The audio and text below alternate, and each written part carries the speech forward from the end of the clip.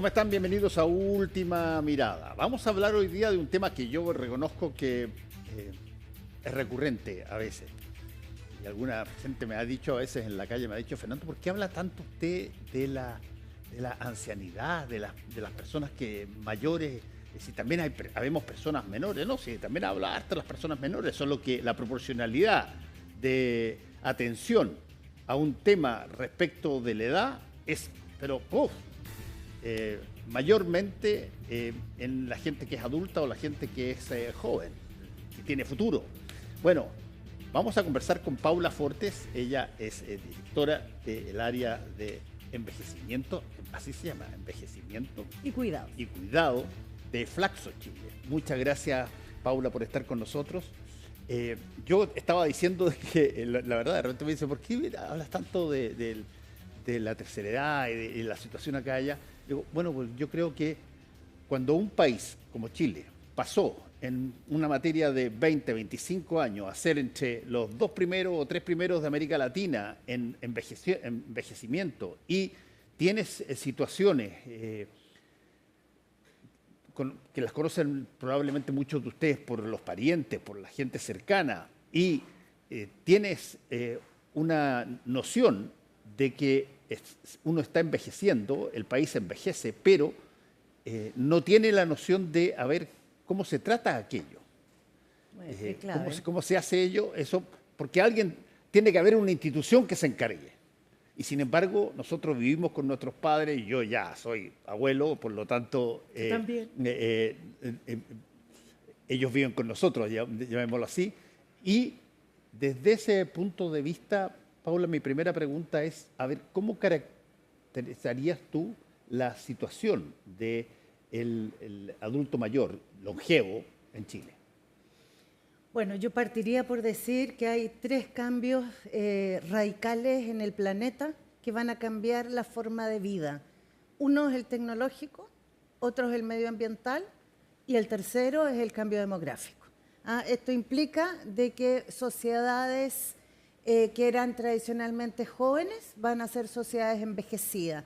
Y en el caso de América Latina, como tú bien señalas, América Latina envejece a una velocidad nunca antes vista. Es decir, lo que a Francia le demoró 130 años de pasar de un 7 a un 14% de población mayor, América Latina lo está haciendo en un lapso de 35 y Chile lidera ese aspecto.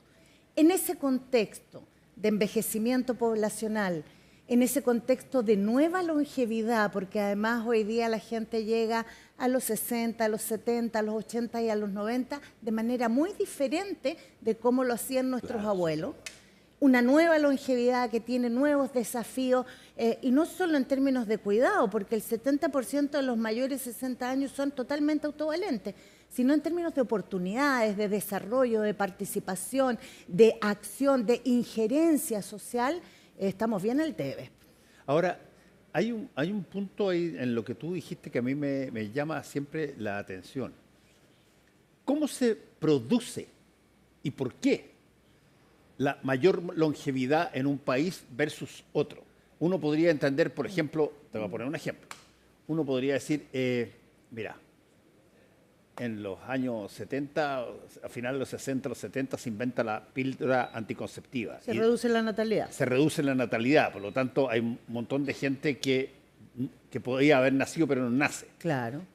Segundo, bueno, al tener esa dinámica, por problemas económicos, quizás algunos países prefieren tener muy pocos hijos y por lo tanto no se renueva la cantidad de viejos que ya están yéndose con nueva gente que llega, sino que tú antes era típico que tú podías tener 3, 4, 5 hijos, claro. Hoy día tienes uno y ya. ¿Tiene eso algo que ver con el problema? Sí, el fenómeno demográfico tiene 3 escenarios. Uno, la reducción de la natalidad. Evidentemente, al nacer menos niños, empieza a ser más poderoso el segmento mayor de 60. Pero además la gente vive más, es decir, tenemos una esperanza de vida en Chile de 80 años. Eso es una muy buena noticia. ¿Y a qué se debe? A la cultura. A que cuando vamos perdiendo la vista usamos un lente, a que ya tenemos, nos cuidamos más, la nutrición. las enfermedades infecciosas pasaron ya a ser muy manejables, la gente vive mucho más. Es decir, este proceso que teníamos en que nacíamos, vivíamos y nos moríamos, que era una pirámide, se ha ido cuadrando. Y obviamente nacen menos niños, vivimos más y el segmento mayor es cada vez mayor. Hoy día creo que, para no mentir la cifra, pero sí te puedo asegurar que hay más personas mayores de 60 que menores de 15 en Chile. O sea, este cambio ya se produjo. Lo loco es que este es un cambio que todos queríamos. El ser humano desde el nacimiento de la humanidad ha buscado la fuente de la juventud. Y hoy día que vivimos más, resulta que hablamos de un problema. Claro. Y el problema no son los mayores ni es la gente que vive más. El problema es una sociedad que no se adecúa. Y como no se adecúa al cambio tecnológico, como no se adecúa al cambio climático, y resulta que ahí es donde se pagan las consecuencias. Mira, yo me acuerdo, tuve la oportunidad para ir a visitar a mi papá, que estaba de servicio en la Embajada Chilena en Suiza el año 69, de ir a Suiza cuando Suiza era el país que tenía la tasa más alta de envejecimiento, y no nacía gente, no nacían suizos, digamos, y uno miraba en la calle y había mucha gente mayor, sí, pero sin embargo Suiza tenía una imagen, pero de una capacidad fantástica. Eran los que hacían los relojes, eran los que tenían el mejor queso gruyère del mundo, eran los que tenían las canchas de esquí fantásticas, y tú la veías ahí siempre llena. ¿Cómo se nota así, en la vida misma, no el neográfico ni las estadísticas que te entregan, cómo se nota un país que envejece? Bueno, como tú dices, es tal como cuando uno dice, ¿cómo se nota la reducción de la natalidad? Salga, camine por las calles de Santiago y vea a la gente con perros más que con niños. Así se nota la reducción. Pero el cambio demográfico se ve cuando uno va a los cafés y ve más gente mayor, cuando ve, o sea, te empiezas a encontrar con gente mayor y mucho mejor. Y sin embargo, tenemos un gobierno que ha sido incluso criticado por, mira, una cosa que no depende de ellos, que es la edad.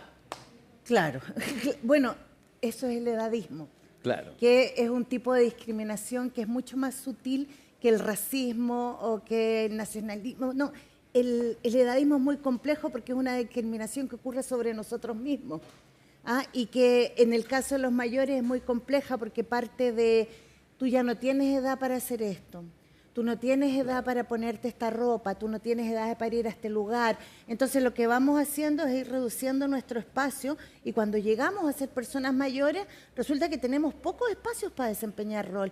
El edadismo opera contra nosotros mismos, pero también opera contra los jóvenes, ¿no? Cuando uno dice, ¿pero por qué? Porque es joven, no puede hacer tal cosa. O cuando uno dice, oye, no es que esta persona a esta edad no puede hacer tal cosa. Oye, yo conozco gente de 70, 80 años que está haciendo cosas que ni los jóvenes hacen y jóvenes que hacen cosas que los mayores no hacen. Tenemos que cambiar el eje a entender que tenemos que hacer lo que podemos y queremos hacer. Bueno, pero es que ahí estás dando en un punto, Paula, que es bien delicado, porque se creó una nueva brecha, una nueva, voy a ponerlo, perdón, en términos coloquiales así, analógicos, no es real, una nueva batalla, una nueva guerra, que es la guerra de la edad. Intergeneracional, dice. Es generacional, claro, dice tú, llega una persona muy vieja a dirigir el país y tú ves hoy día qué es lo que te dicen de Trump, lo mismo que te dijeron del presidente anterior, qué es lo que dicen con el caso del presidente Boric, desde cosas bien brutales, como nunca le ha trabajado un peso a nadie, hasta cosas de que, oye, no entienden los problemas porque son muy jóvenes todavía, le falta carrete. Bueno, ese tipo de brecha que se comunica, de repente genera estereotipos dañinos. Claro, Fernando, pero se sostiene en la ignorancia, se sostiene en pensar que todos somos iguales. Y resulta que hay jóvenes listos y otros bien tontones. Y también hay gente mayor que es lista y otra que no.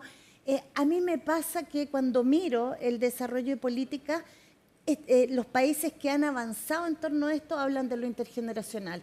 O sea, hubo un momento, por ejemplo, que las empresas buscaban líderes jóvenes porque eran más rupturistas, se arriesgaban más, qué sé yo, y esto fue toda una corriente. Pero tal como se arriesgaban más, cometían errores más profundos, y hoy día, ¿qué se buscan en los directorios, en las empresas? Equilibrar gente joven y gente mayor, gente con experiencia. La juventud tiene impulso, tiene arrebato, tiene fuerza. La gente mayor tiene sabiduría, tiene mesura, tiene experiencia y tiene generatividad. Y mira que es importante eso, porque la generatividad tiene que ver con dejar huella. Es generosa.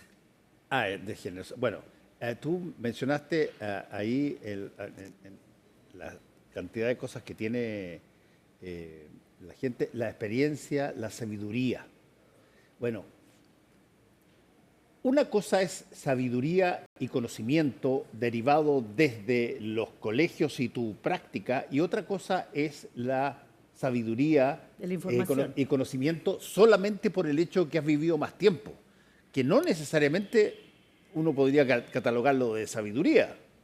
No, pero mira, en biología, mucho del edadismo se sostiene en el enfoque biológico. Sin embargo, te voy a poner un ejemplo de ahí también para hacer la reflexión. Se habla que con los años tenemos un proceso de deterioro natural cognitivo, ¿no es cierto? Pero no se habla, por ejemplo, que yo a mi edad, si bien no tengo la memoria y la rapidez que tenía antes, tengo una capacidad para vincular conceptos y análisis que antes no tenía. Y eso me lo da el tiempo también.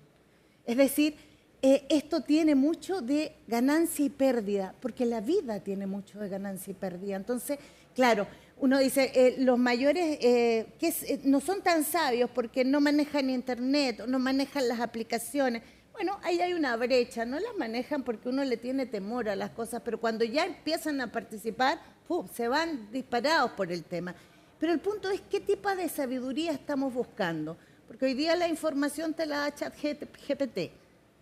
Probablemente la sabiduría que van a buscar las políticas públicas y las empresas va a tener que ver con la capacidad de análisis. Y en eso los mayores ranquean. Pero ahí tú tocaste un tema pero muy importante, que es este tema de la brecha en el ámbito de la comunicación tecnológica. Muchísimo. Porque hoy día tú funcionas cargado de elementos que te requirieron o te requieren un nuevo aprendizaje. ¿Cómo funciona el reloj? ¿Cómo le pongo ahora un reloj digital? ¿Cómo funciona un computador y cómo puedo llegar a, qué sé yo, comprar ¿Cómo hago algo? trámites? Exacto. Todos los trámites se están empezando a hacer de ese tipo. Y el ser humano, y tú corrígeme si es que yo lo he dicho varias veces, el ser humano tiene el origen de su calma, de su seguridad, nace en la certeza de lo que sabe. En la rutina, en aquello que pasa todo el tiempo y tú ves que efectivamente esto lleva a eso y tú ya lo sabes porque lo viviste. Cuando a ti te pegan un cambio trascendental, como cuando llegan los, qué sé yo, autos en vez de los caballos, o entra el computador y entra, tú tienes que aprender. Y eso es algo que deja, que remece, porque no todos creen capacitados para entender y bueno, y se pierden de alguna manera oportunidades, ¿no? Y es clave lo que tú planteas, no solo desde la perspectiva individual, sino desde la política pública. Hoy día cuando vivimos, nosotros tenemos una programación de aprendizaje para vivir no más de 60 años. Estudiamos 12 años, después hacemos una carrera, en el mejor de los casos, universitaria, nos ponemos a trabajar, armamos familia. La vida estaba pensada para 60 años. Pero hoy día vamos a vivir 80, 90 y nuestros hijos 100. Mira lo que te estoy diciendo. Y tenemos que construir un relato para esos 100 años. Y el aprendizaje tiene que ser un proceso colectivo a lo largo de todo el ciclo vital, porque si no, no vamos a tener las herramientas para irnos adaptando a un cambio que cada vez es más vertiginoso y más rápido. Entonces, a mí me parece que tú das en el clavo en términos de que el aprendizaje tiene que estar instalado como un elemento fundamental. Y yo le agregaría a eso el aprendizaje con sentido. A ver, Porque ¿qué es eso? los mayores, por ejemplo, siempre hablábamos de la brecha tecnológica, etcétera. Nosotros en Flaxo pudimos ver concretamente lo que pasó en la pandemia. ¿Ah? ¿Por qué la gente mayor empezó a familiarizarse con los smartphones, con las aplicaciones y todo? Porque las necesitaba y le eran útiles. Claro. Las necesitaban para hacer los trámites, para comprar la comida del supermercado, etcétera, y se redujo considerablemente por eso. Entonces hay un tema asociado también a que el aprendizaje a cierta edad tiene que tener sentido. Mira, yo varias veces he citado esta encuesta que se hizo en un momento dado, hace ya mucho tiempo, que me lleva a otro tema de la misma lógica.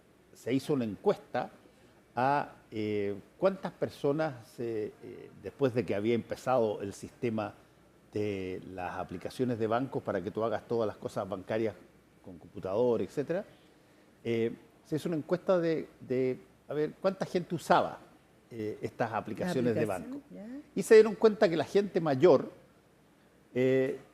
la usaba menos que la gente menor. ¿Y cuál fue la primera deducción? Yo conversé con la persona que hizo. La primera deducción es, bueno, estas personas no entienden cómo funciona la cuestioncita acá allá y por lo tanto es lógico que sigan yendo al banco porque ahí tienen una relación que conocen. Pero se les ocurrió hacer una pregunta a una muestra de esa gente para preguntarles, oye, ¿y ustedes por qué no quieren aprender la aplicación o por qué no hacen las cosas por la aplicación? Y el 70% de la gente que le preguntaron esa pregunta dijeron, quería ir al banco. Porque cuando voy al banco converso con gente. Cuando voy al banco hablo y me preguntan y yo cuento cómo están. Y algo. Oye, pero es una cosa tristísima desde un punto de vista de que las personas mayores que empiezan a quedarse solas y claro, y tienen de alguna manera un pequeño mundo que gira en torno a ellos, claro. Y por lo tanto no querían llegar, decían, yo sé usar la aplicación, pero en el banco converso con otras personas, amigas, con el cajero, nos reímos, comentamos el partido de fútbol de la semana pasada. A ver, hay una soledad de alguna manera implícita en la mayor edad. Yo quisiera partir por decir que la soledad es algo que cruza hoy día a todos los grupos etarios, no solo a los mayores. Partido por ahí. El índice de suicidio en jóvenes se ha disparado, hay una sensación de soledad. Vivimos en una sociedad muy compleja, porque no voy a decir lo típico, no individualista, etcétera. Voy a decir una sociedad además que rinde culto a la felicidad, al éxito. Tú te bajas de un avión, entras a una librería y encuentras 20 libros sobre cómo ser feliz, quién se comió mi queso, no sé qué. Vas en las redes sociales y ves que la gente publica sus fotos felices en vacaciones y todo. Entonces, sufrir o tener dolor es algo sancionado. Entonces, claro, cuando yo tengo soledad, y hay distintos tipos de soledad, está la soledad relacional, que tengo pocos vínculos, está la soledad emocional, tengo vínculos pero no son de buena calidad, está la soledad en el caso ya de mayores estructurales, el que vive en un edificio 4 pisos, se fracturó la cadera y ya no puede bajar, te fijas, y quedas aislado literalmente. Hay distintos tipos de soledad. Los mayores de alguna manera saben que tienen que lidiar con la soledad, porque hay soledades que tú puedes enfrentar con actividad, con vínculos, con relaciones, pero hay soledades muy complejas que tienes que saber afrontar. La pérdida de tu pareja, sí. Porque cuando tú viviste 30, 40 años, 50 años con alguien y la pierdes, ahí no hay nada que te compense, digamos. Entonces, bueno, la soledad en la vejez tiene características particulares, diferente a la de los jóvenes y a la de los adultos. Cada momento de la vida tiene un proyecto diferente. Pero sí, claramente ahí hay un tema. Pero ojo, lo más grave de la soledad tiene que ver con que seguimos diciéndole a la gente mayor, mire, usted arréglesela, sea sano, cuídese, si tiene algún problema de funcionalidad, resuélvalo, aliméntese bien, etc. Y no todo depende de la gente mayor. Depende de tener oportunidades, porque si no la vejez se estratifica. Cuando yo me pregunto, yo que he trabajado tantos años en políticas públicas, y me pregunto, ¿por qué se avanza tan poco? Porque la vejez incomoda, porque pone en la mesa los límites de la belleza, los límites de la Claro, funcionalidad. uno no quiere terminar así. Pero así vamos, Entonces pero ojo, entonces dice, oye, pero eso es la ley Claro. de la vida. La otra alternativa es morirnos. Claro. Y nadie quiere morirse. claro, Entonces, lo que yo quiero plantear acá es que tenemos que hacer un pacto social que otorgue la oportunidad de vivir y ser feliz los años que hemos logrado. Porque en esa medida, países que van a tener un 35% de personas envejecidas, Chile el 2050, un 30, uno de cada 4, de cada 5, dos de cada 5, no, uno el 30, uno de cada 3. uno de cada 3. Uno de cada 3 va a ser mayores. ¿Y qué vamos a hacer con el desarrollo si no incorporamos a la gente mayor? Sí, pues si no vamos a tener gente joven. Entonces tenemos que reestructurar esto, no por el bien solo de los mayores, no por el bien tuyo y mío, que queremos tener una vejez digna, con oportunidades, sino por el de nuestros hijos también. ¿Y cómo eso? A través de incorporar a los mayores en el trabajo. No basta con actividades y talleres. Última pregunta que te hago tiene que ver con, ¿hay alguna, esta pregunta la he hecho bastante en varios ámbitos, distintos temas, pero ¿hay alguna particular política pública o alguna idea, alguna genialidad creativa en algún lugar del mundo que permita que se armonice mejor la convivencia de gente muy joven con gente muy adulta mayor? Sí, hay cosas bien interesantes. Están los cohousing, por ejemplo, donde viven jóvenes y mayores y se prestan servicios. Hoy día las sociedades están buscando modelos urbanos donde se construya comunidad, desde el diseño urbano hasta la operación. Y ahí hay experiencias de intercambio jóvenes, mayores, hay experiencias empresariales de cómo ser una persona, por ejemplo, la jubilación no es rupturista, sino que se demora 10 años en que la persona que va a jubilar prepara otros equipos, después sigue trabajando part-time. Hay muchas iniciativas en esa línea y te digo una cosa, van a haber muchas más. ¿Y sabes por qué? Porque a pesar de todo lo que se ha demorado en la política pública, y que ahora tenemos una buena noticia por la aprobación de la ley de envejecimiento, a pesar de todo, a pesar de lo insuficiente que puede ser incluso esa ley frente a las demandas, los mayores van a ser mayoría y van a definir los gobiernos. Y cuando esa generación que hoy día se reconoce una generación en sí, empieza a ser una generación para sí, otro gallo va a cantar. Bueno, vamos a ver esa manera de augurar el futuro que nos traes tú, Paula. Muchas gracias, Paula Fornet, por haber estado con nosotros hoy día. Gracias a ti. Muchas gracias a ustedes por la sintonía. Nos encontramos mañana. Hasta luego.